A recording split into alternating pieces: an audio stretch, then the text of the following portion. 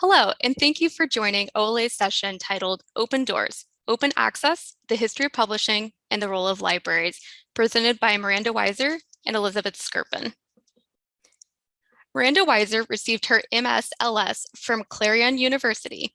She's a technical services librarian at Southeast Oklahoma Library System with over 17 years of experience in public and academic libraries. In her current role, she oversees the daily operations for acquisitions, cataloging, interlibrary loan, electronic resources, and ILS management for the library system. She also throws herself into additional projects as opportunities arise, most recently collaborating on an updating staff training programs and updated physical collections management processes. As an undergraduate, Miranda was shocked by a file drawer, in a mentor's office filled with motivating, high-quality research conducted by students over previous decades that were unpublished, undiscoverable, and unknown. This inspired Miranda to become the founding editor and managing editor for the Gettysburg Social Sciences Review, an open access research journal in the social sciences, and she has been a fierce advocate for OA and OER and information discoverability ever since. Elizabeth Skirpin serves as the Director of Bibliographic Services for the University of Tulsa McFarland Library, where she oversees acquisitions, cataloging, electronic resources, and the Federal Depository Library. She's a double graduate of the University of Oklahoma, completing a bachelor's of journalism with a focus on professional writing in 2014, and completing a master's of library and information studies with a focus on academic librarianship and information theory in 2017. She's currently a business analytics graduate student at the University of Tulsa, where she studies big data and R. Elizabeth is thoroughly involved in library professional organizations and has been a member of OLA since 2016, where she has served in numerous leadership positions, served on a myriad of committees, coordinated a workshop or two, and has presented at over 15 conference and workshop sessions. She's also a committed member of OK ACRL, Mountain Plains Library Association, and the Lambda chapter of Beta Phi Mu, where she serves as chapter president. Elizabeth is deeply passionate about the role of academic libraries in higher education, and she enjoys working on decolonizing the catalog and implementing open access resources to better serve the TU community. Prior to the invention of the printing press, publishing manuscripts was expensive and difficult to achieve. Printing books wasn't the only challenge. Sharing any kind of information widely was a struggle. Scholarly journals in their earliest form came into being in the 1660s as a means to provide a cooperative forum for academics and individuals interested in sciences. This period also saw the formation of many learned societies, such as the Royal Society of London and St. Petersburg Academy of Science. In many ways, it was the dawning of consistent, wide-scale academic discourse. The first scientific journal was published on January 5th, 1665. One of the aims of learned societies was to report on scientific work.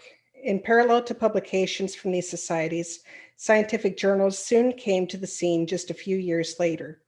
These were publications from private commercial groups modeled after the publication of scientific societies. It worked. People from all walks of life who held interest in scientific topics were able to much more easily conduct their own research and studies, share in scientific discourse, build off of the discoveries of others. Science began to grow and develop at a much faster and much more widespread pace. By the 1830s, the privatization of scientific journals had taken over the market, and these early publishers realized that not only was publication expensive, but that the more articles and research that they published, the more money that it would cost them. Thus, the concept of peer review was born. I think it's important to note that financial stewardship did not equal quality control as a concept until the mid-20th century, so almost 200 years later. The type of detailed editing that authors today are familiar with did not exist, although some authors may receive returned manuscripts citing an unfamiliarity with other research on the topic. Instead, peer review began as a way to make publishing seem more prestigious and reduce financial risk by making publication a more difficult and murky achievement to obtain. As could be expected, successfully publishing a manuscript became a badge of honor in the scientific landscape. Next slide, please. Publication then became a means for academic institutions to determine what research was deemed important and what research was deemed trivial, meaning what kind of research these institutions would support and which types of research they would not. They did this by referring to what these private publication businesses deemed publishable. By doing so, publishers now had a vested financial interest in limiting published articles to only those authored by researchers affiliated with academic institutions. That would continue to supply them with free content for publication. A symbiotic relationship was formed. Thus, researchers not affiliated with an academic institution were pushed out of the scientific discourse, and the cycle of publication to teach and teach to publicate, or teach to publish, was born. This also led to tenure at academic institutions being tied to publications. Because one's ability to get research published became to be viewed as a badge of honor in the scientific landscape, it was assumed by school administrators that only the best and brightest scientists and researchers would be published.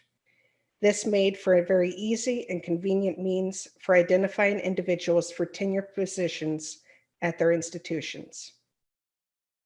Next slide, please. So what has changed to today? Well, digitization, of course. With the development of computers, the internet, and digitization, scientific discourse could be shared much faster than ever before. Initially, there was a lot of optimism surrounding the technological revolution and the impact that it would have on the sharing of information. Access would become faster and more widespread. Without the cost for physical publications, it was assumed that the price for access would decrease. Libraries and librarians were thrilled to reclaim stacks that had been reserved for encyclopedias and reference materials that could now be repurposed because all of that information was going to be available virtually. Many thought it was the dawn of a new age for ease and availability of information access. Next slide, please. But the prices didn't drop. Prices continued to climb despite the fact that publishers are not paying to produce physical materials in the volume that they once did. In many cases, access has also become less stable. Prior to the digital discourse revolution, if a library purchased a book or journal, they held that journal indefinitely or until the title was weeded by librarians at the end of its need to the collection. Now, libraries are paying more for access to new information than ever before, but that access is temporary. Access to academic journals are generally only maintained as long as the library continues to pay annual subscription or maintenance fees. Purchasing wanted titles are also often tied to unpopular or unwanted titles in bundles, leading to further inflated costs. Even if subscription fees continue to be paid, that still does not always guarantee that content will remain available. Some publishers have instituted expiration dates or use caps for their content. If you're the librarian responsible for purchasing ebooks at your institution, then you know the frustration of purchasing the same titles over and over again because the copy that you had expired.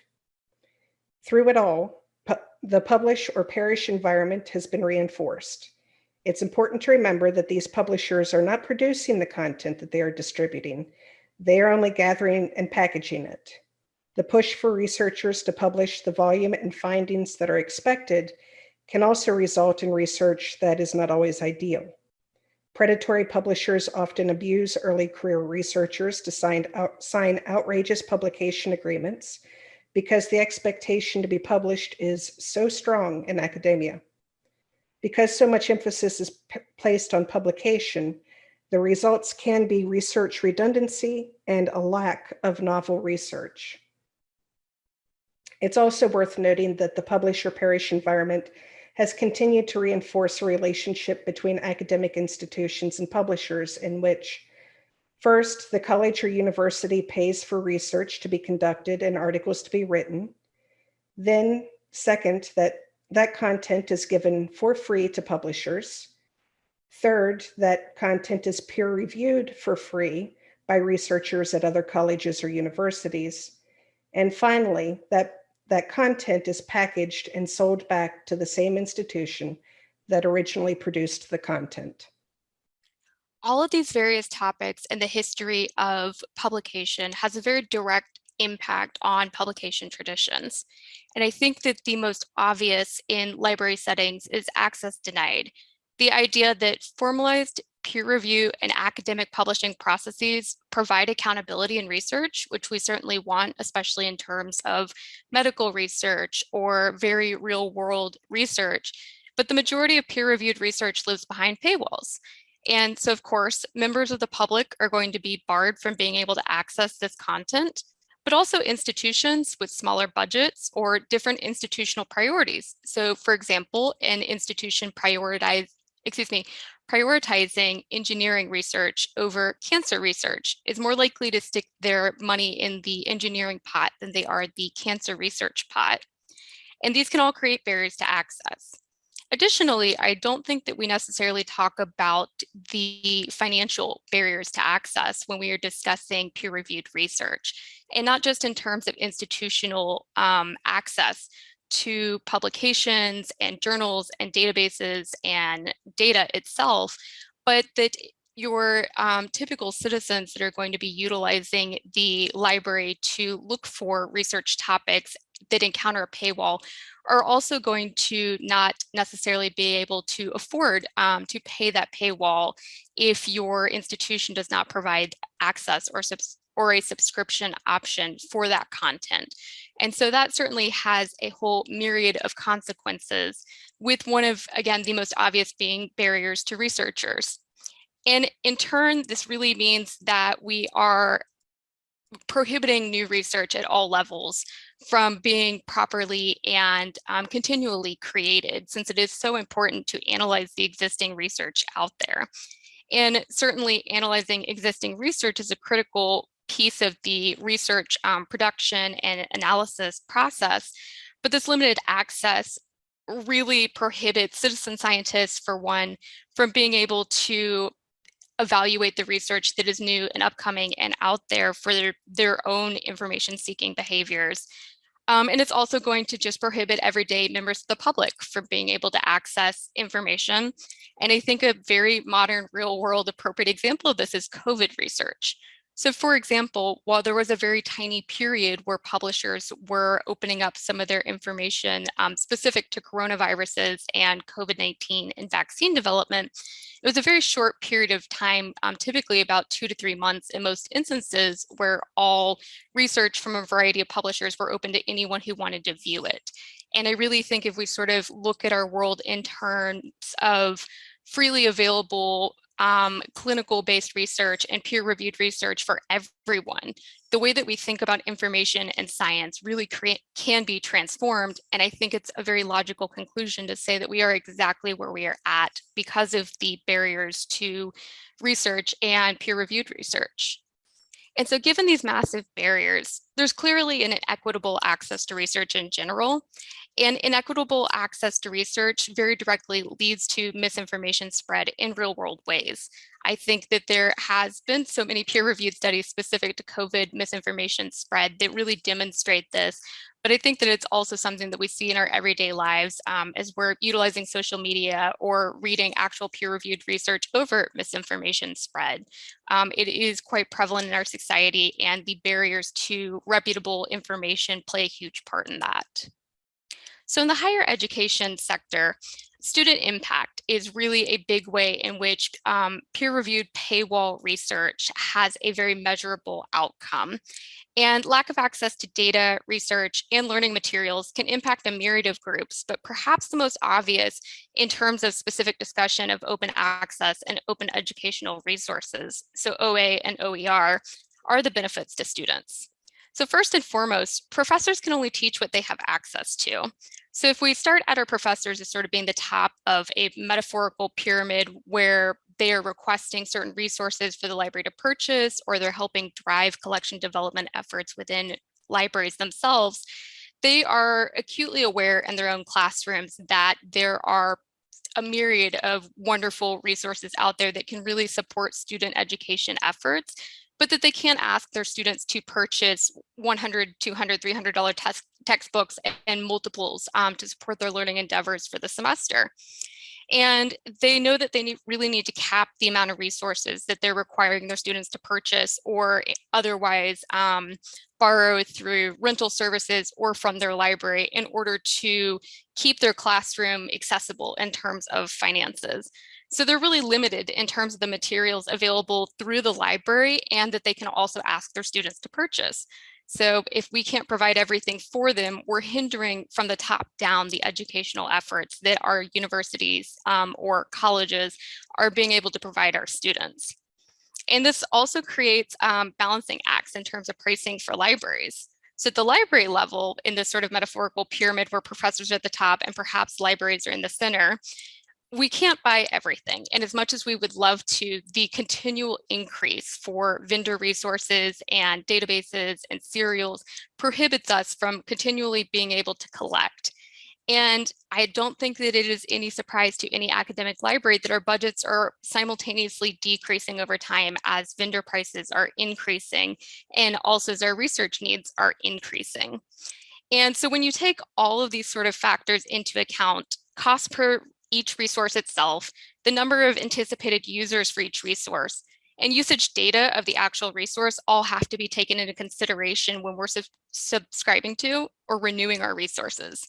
So in environments where academic and school library budgets are continually cut while vendor prices continue to skyrocket, libraries often have to cut useful resources that support, I would say, smaller program education or personal interest research that could support students in a multitude of ways. And ultimately, this all leads to an equitable access to education. When we see well-funded libraries and universities or colleges that can provide robust access to resources, but less funded libraries and schools that cannot, students are not receiving a similar quality of education, even when we're looking at comparable schools that are either across the country or within the same state. They may not get the same experience, even if they're paying similar tuition and expecting to receive similar educational experience. But moreover, the rising cost of textbooks and supplementary educational materials themselves are creating barriers within the same institutions. A 2014 study found that 65% of students decided against buying a textbook because it was too expensive, while 94% of those students who opted not to purchase the required textbook were concerned that not purchasing their textbook, would actually negatively impact their grade. So combined with drastically increasing higher education costs, learning material costs that can prevent students from achieving success in their programs, if not also preventing the same students from being hired because their grades are lower than their peers or even graduating, we have a serious problem in terms of publisher required or supported materials in higher education.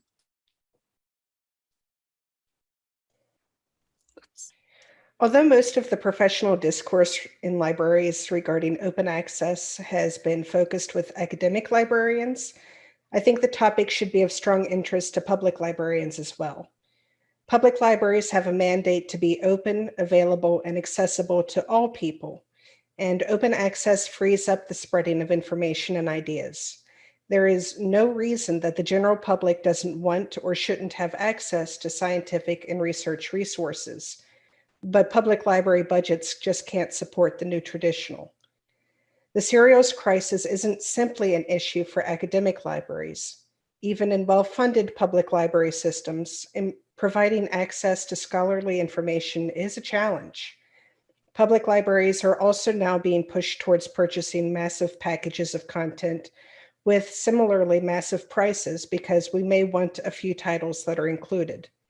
The embargoes, expirations, or use restrictions for ebooks and e-audiobooks force public libraries to spend thousands of dollars each year to repurchase previously held materials.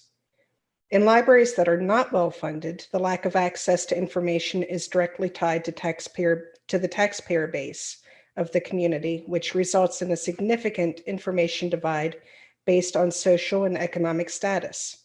Individuals in a community can only access the variety and quality of content that their local library is able to afford. It's worth noting, too, that not all researchers are affiliated with academic institutions. Researchers for non-government or non-academic agencies rely on public access for information to conduct their researches. Individuals with medical diagnoses may be looking for more scientific content to better understand their disease. Prospective entrepreneurs may be looking for information to develop a business plan. Researchers may simply be searching to satisfy a personal curiosity. There are a variety of reasons that people may turn to a public library to seek scholarly or academic information. Next slide, please.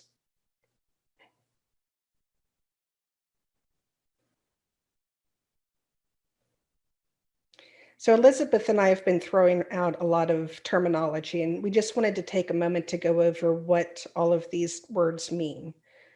Open, when we speak about open, we're referring to knowledge that is open if anyone is free to access it, use it, modify it, and share it, subject at most to measures that preserve provenance and openness. Next slide, please. And open access is the free, immediate online availability of research articles combined with the rights to use these articles fully in the digital environment. Next slide, please. Open educational resources are teaching, learning, and research materials in any medium, digital or otherwise, that reside in the public domain or have been released under an open license that permits no-cost access, use, adaptation, and redistribution by others with no or limited restrictions.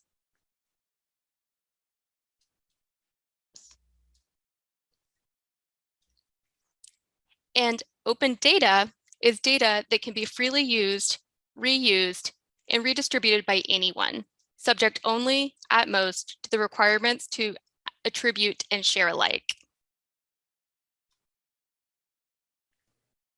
So let's talk about the myths and realities of open access and OER resources and publication. A common myth that many authors hold is that because their preferred journal does not provide an OA option, it's impossible for them to publish open access. You do not need to publish with an OA journal in order to make your content available as open access. Many authors, particularly novice authors, do not realize that when authoring an article, your contract is negotiable. Many publishers will allow authors to share a version of their work, typically pre or post-print versions, on their personal website or in a repository. Negotiations with publishers are becoming much more common as this information spreads, and publishers are now accustomed to authors requesting addendums to publishing agreements. I have never heard of an offer for publication being rescinded by a publisher because the request was made, and there's never any harm in asking. A common and resounding myth is that OA means lower quality. I think that it's important to remember that where a lot of OA and OER content comes from. The content that is discoverable often comes from institutional repositories where the author has successfully negotiated permissions with a publisher to share a version of their article that had previously been published in a pay-for-access journal. Beyond that, the majority of open access journals that have been developed still subject authors to a rigorous peer-reviewed process. Another common myth is that OA journals charge authors fees to publish in them. The reality is that only 33% of OA journals charge article processing fees, and of those journals, only 12% of authors pay for the fees themselves. Next slide, please.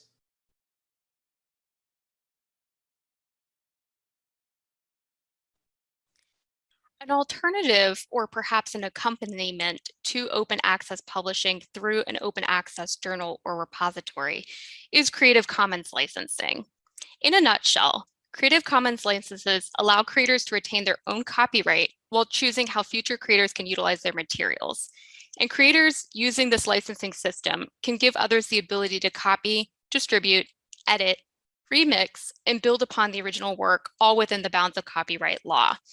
And I think that Creative Commons is such a neat idea because you can see Creative Commons licenses applied to virtually anything. So you will most commonly, when you're researching OA and OER, find LibGuides, where the LibGuide itself, or the library research guide, has been given a Creative Commons license, allowing other libraries to download the research guide in its entirety and copy it to their own website, so long as they attribute it to the original library that created the guide itself.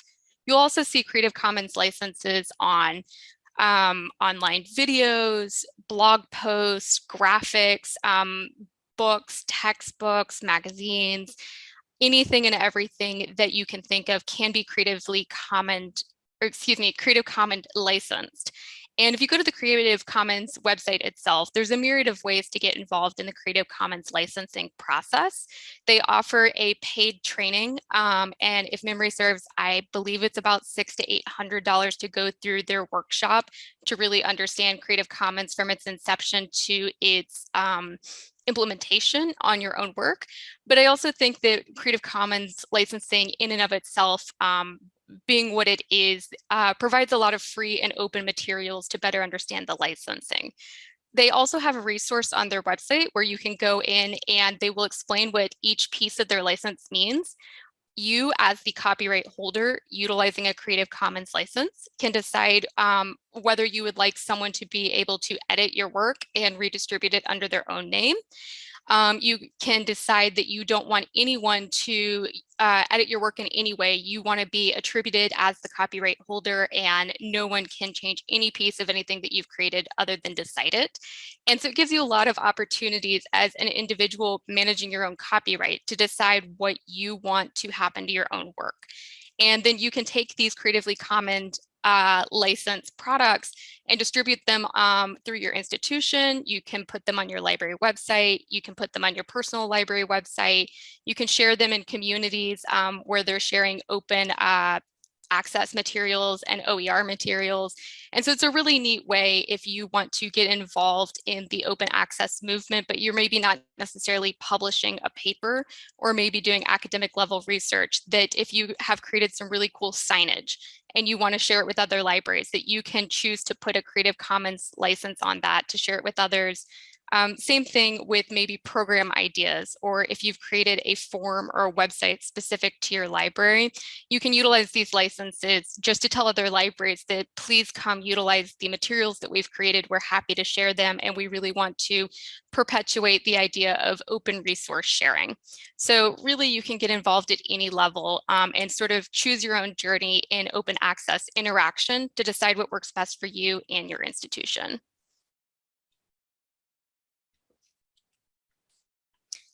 And another way that you can become more involved in open access and open education is to really engage with the publishing landscape itself. The first way that you can go about doing this as a librarian in your institution is to commit to OA and OER publication and negotiation. So libraries have many opportunities to insert themselves into the OA and OER landscape itself. Read and publish agreements are among some of the most popular ways that libraries are engaging in the OA and OER discussion.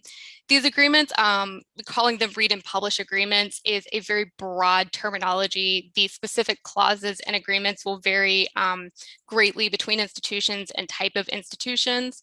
But most popularly, a read and publish agreement more or less says that libraries are shifting away or aiming to shift away from paying to read content.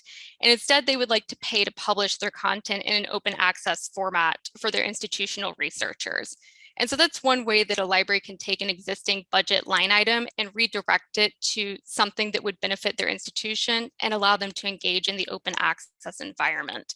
But you can also communicate with your vendors themselves and let them know that OA and OER is a priority for you and for your institution.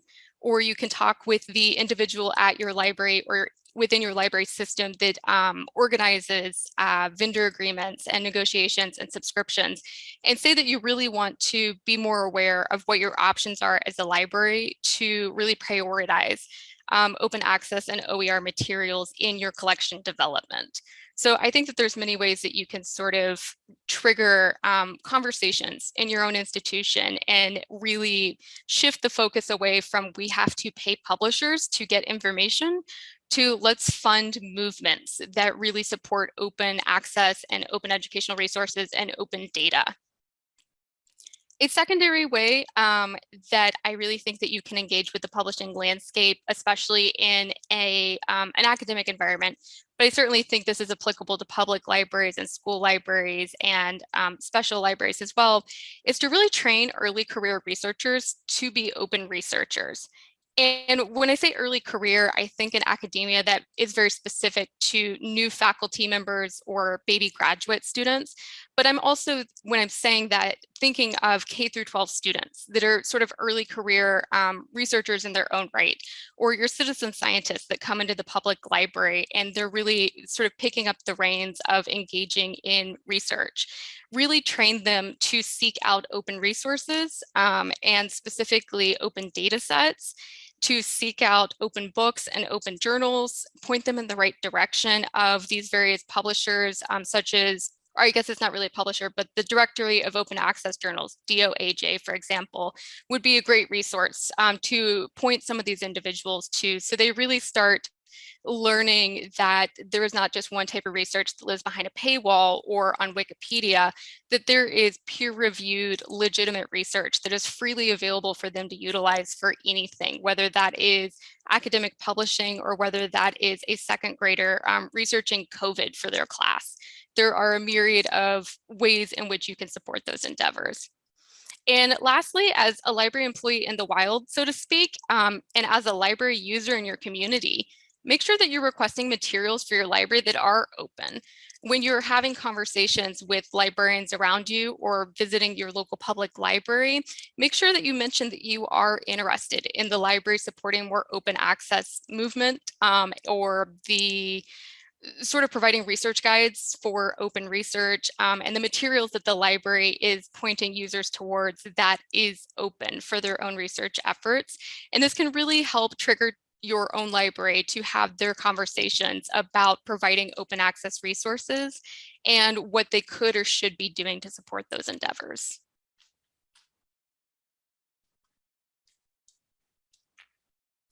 Additionally, if you have the opportunity as a researcher yourself, or if you're working with other researchers, encourage them, whether that's at the academic level or the citizen scientist level, to publish their data in open formats for others to utilize.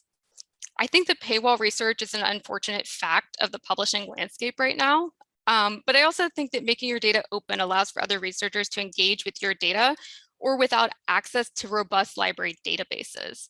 And so the left-hand side of our screen says make open data, and it includes fair sharing, read3 data, and 4TU research data. And these are all more or less groups that come together and dedicate open data and open data policies and make sure that they're encouraging their communities to partake in that discussion and donate their materials into open access databases. And they provide guidelines for how to go about doing that and how to start that.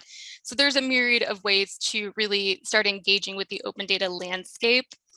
But a secondary option as well, if you are not researching or engaging with researchers who publish, is to utilize open data when it's available and appropriate.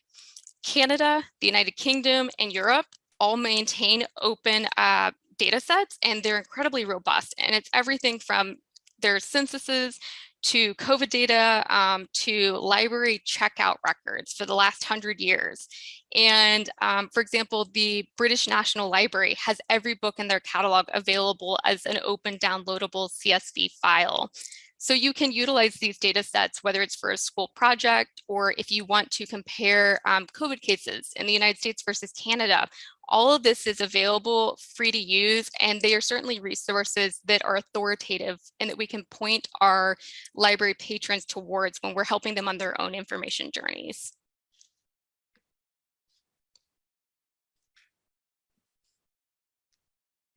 And I really think that this leads us to the conversation about building a culture of commitment to open. And when I really say a culture of commitment, it's making sure that open is at the forefront of your mind when you're making decisions for your library in terms of collection development, budget allocations, and prioritization, making sure that we are thinking about how we can make the library more accessible and open by also engaging in open and accessible resources and publications that we can point our patrons to. I think first and foremost, it's important to say that interlibrary loan is a stopgap. It's really great that interlibrary loan can put additional research materials into the hands of our users.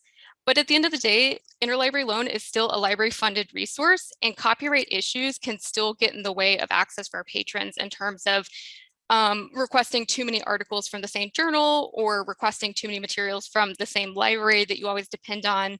And relying on ILL can ultimately create a dependency on ILL to access these paywall materials rather than really addressing the issue at hand, is that publishers are putting materials that are freely provided to them by authors behind a paywall so that they benefit rather than really benefiting the research community by making this valuable research open. Secondarily, you can subscribe to open. So work to negotiate for open resources in your vendor contracts. Inform vendors that open access resources are your library's top priority, and aim to substitute resources where you can with open alternatives.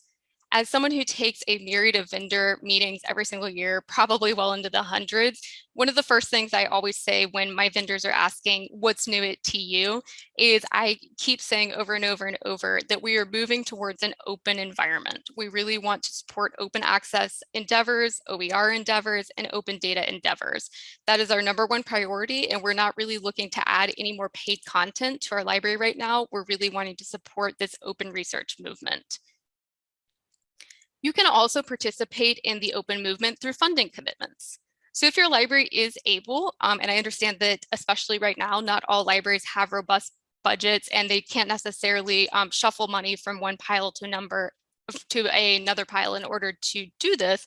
But if you do have the ability, aim to contribute to open access negotiators like the Directory of Open Access Journals and Knowledge Unlatched. Both of these groups are, I think, very cool because they are nonprofit organizations that more or less pool their funding commitments from a variety of libraries supporting open endeavors. And they utilize this pool of money to negotiate with vendors to make certain publications open access. And once they've done this, whether you are a financial contributor or not to this movement with this vendor, they allow anyone and everyone to access these journals as open journals. So for example, right now at this very moment, you can go onto Knowledge Unlatched and they have their entire library of all open titles that they have negotiated for using this pooled money for you to download and include the catalog records in your own catalog. So if you're able to support these endeavors, they have a variety of funding options ranging from a couple $100s to a couple $1,000s. So if you have the ability at your library to commit to supporting open negotiators on behalf of all libraries, that's great. And if you don't have that ability, I also think including open access resources in your library's catalog and advertising them in research guides is also a really great option, which brings us to advertising open. So you can create research guides, how-to materials, and website and social media branding to let your community know that your library has links to free peer-reviewed research or educational materials. And make sure you include the open databases and journals in the right places on your library's website and in your catalog. And lastly, make sure that you tell your supporters that the library is an advocate for open resources, including open access research, open educational materials, and open data, so that they're aware that the library's commitment is to open and authoritative research and materials. And I wanted to just jump in with some, I think, achievable and easily accessible options for public libraries. Because vendors do recognize that our librarians are looking for open access as a means to add to our collection, there's options available. For example, at the library system where I work, we use our EBSCO discovery service to pull in content from a variety of open access journals. But that is a process that we have to opt into. It's an easy process, but If your library uses EBSCO Discovery Services, I would encourage you to look into how to get started with that. I think it's also worth noting that recent legislation has mandated that has mandated the open availability of research supported by tax funds. And so that's changing the publishing landscape as well. So maintaining an awareness of open access resources and places where you can find them is important. Many public libraries choose to curate pages on their website or build libguides that offer easier discovery of the journals, and that's as easy to do it for a public library as an academic library. Some public libraries are even partnering with academic institutions to attempt to bridge the information gap and encourage more people to get involved with scholarship and citizen science.